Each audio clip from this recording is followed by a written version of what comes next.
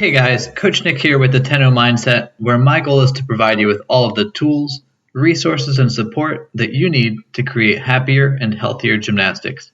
I'm so glad that you're here with me today.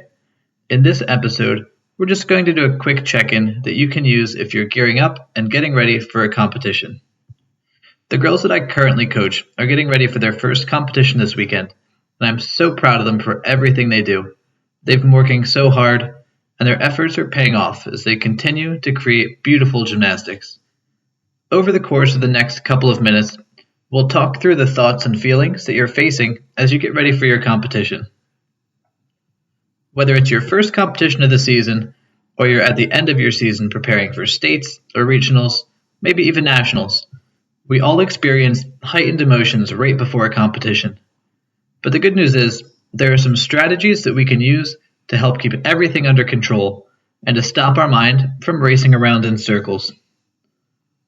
First, it's important to keep everything in perspective.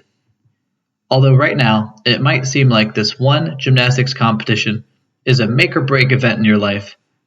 When you look back in 10, 20, or even 50 years, whether you took first or third place or even dead last isn't going to make the slightest difference in the world. Gymnastics is an amazing sport, and one that teaches you important life lessons, helps you maintain a healthy lifestyle, and one that you can enjoy for a lifetime. But it doesn't define you. You're a complete human being, filled with potential and hope. Maybe you're destined to become an Olympic gymnast, but then again, maybe you're not. Maybe you're going to be a best-selling author, or a life-saving surgeon, or whatever it is that you want to be. You don't have to have any of that figured out just yet, but I want to remind you that although gymnastics is a big part of your life, it doesn't define who you are, and you're so much more than just a gymnast. Second, it can help to identify where you'd like to be emotionally when you're out there, ready to take the floor. For this strategy, we'll use a framework called the GROW model. The GROW model is a simple set of brainstorming steps that we can use to help get us from where we are right now to where we'd like to be. You can apply it to almost any goal, but in this case, we'll use it to take us from a state of high emotions to a more cool calm. First in our GROW acronym is the G, which represents our goal. What do you want to feel like when you go out there for your competition? Do you want to feel happy or confident? Maybe you want to feel a little nervous because you perform better under pressure. Whatever your emotional goal is, it's okay. It's completely up to you how you want to feel. The R represents our current reality. Now that you've got your goal ironed out, where are you right now? The most important thing is that you're honest with yourself.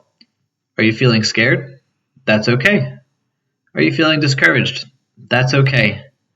Are you feeling doubtful? Guess what? That's okay.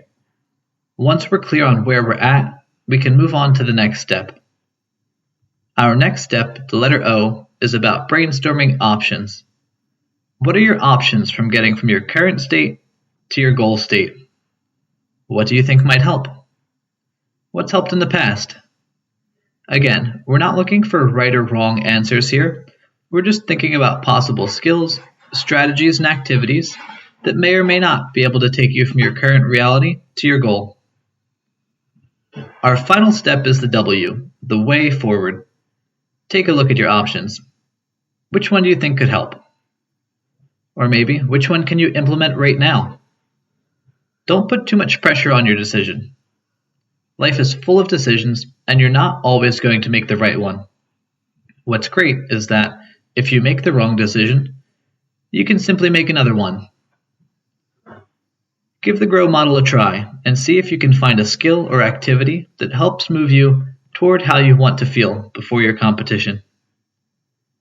The next thing I want you to try that often helps me when I'm feeling flustered or emotional, or like I can't juggle all of my responsibilities or obligations, is focusing on what you can control and letting go of what you cannot. You have no control over the competition venue, your competitors, or even your coaches. Stressing yourself out about things that you can't control is something we're all guilty of from time to time. In all reality, though, There are more important things for us to focus on, and that's the things that we can control. We can control how prepared we are for the competition. We can control what we do the week, day, hour, and moments before we begin competing. We can control how much effort we put forth in the competition. By focusing on what we can control and letting go of what we can't, we free up some emotional real estate that we can use for more positive thoughts and emotions. The last strategy that I want to leave you with is to practice a little self-compassion. I know I talk about this a lot, but you have to remind yourself that you've been working hard. Remind yourself that you're trying your best. Remind yourself that you've come a long way. Maybe give yourself a little pep talk, or ask a friend, mentor, or coach to give you a little pep talk. If you're anything like the girls that I coach, you try your hardest, and even when things get tough or you're struggling, you dig a little deeper and you keep trying. And that's all I could ever ask of you, is that you go out there and you give it your all. I want to leave you with a short quote, a little motivation that you can keep in your mind and in your heart. Theodore Roosevelt once said, "Keep your eye on the stars and your feet on the ground." What this means is you should have lofty goals for yourself, because I absolutely believe in your ability to achieve them. At the same time, though, it's important to stay grounded in reality. The reality is, if you try your best at this competition, you're the real winner, regardless of how the results go. You've won more experience, more time doing the sport you love with some of your best friends, and another chance to make yourself even better. As always, I'm in your corner, rooting for you 100% of the way. I know that you're doing your best. Remember that being a human being is about being perfectly imperfect, and that being imperfect is what makes you perfect.